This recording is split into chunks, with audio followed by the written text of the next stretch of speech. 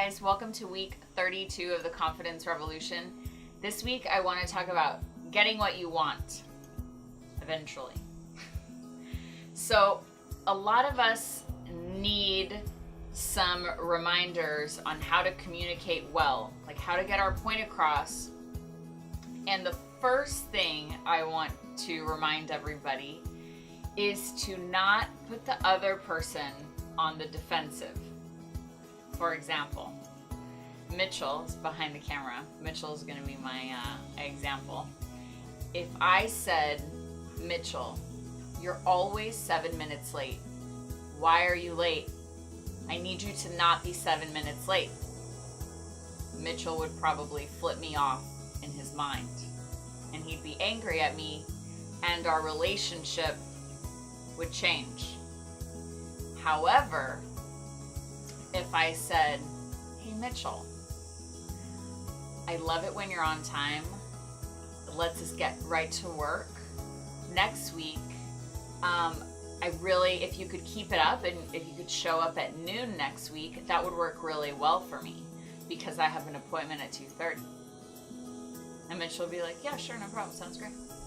And our relationship would keep floating along, right? This is not an actual example of Mitchell. We're just using his name. Or let's say your husband leaves his socks everywhere. Instead of saying, pick up your socks, why don't you pick up your socks? You never pick up your socks. Take these 3 words out of the vocabulary. You, always, and never. If you take out the 3 words, you, always, and never, one's much more likely to get the other person to say, okay, cool, because the other person doesn't feel like they're being attacked. Does that make sense to everybody? I've said this before a few times. I did a video way back when, but it hasn't been part of the Confidence Revolution. And I heard Diane Sawyer say, criticism is just a bad way of making a request.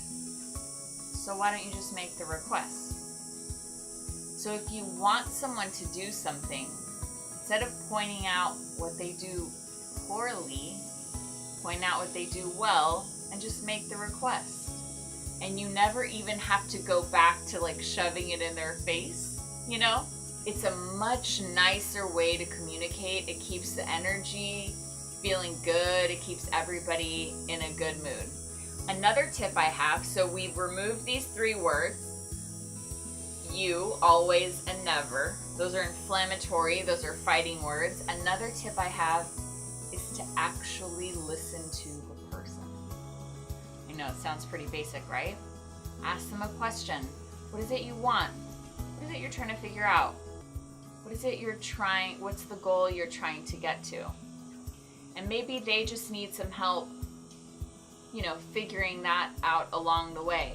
But so many times it gets lost in translation, or we just get so frustrated with each other that what we really want gets lost in the mix, and all of a sudden we're just headlocked.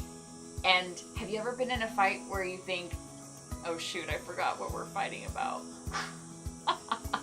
But you just keep going because you're like, oh, hell no, she can't win. Oh no, I've got to win. And so you just keep going, but inside you're thinking, I should give this up because I forgot, and it's not even that important. So those are 2 tips. Take out those words, you, always, and never. 3 tips.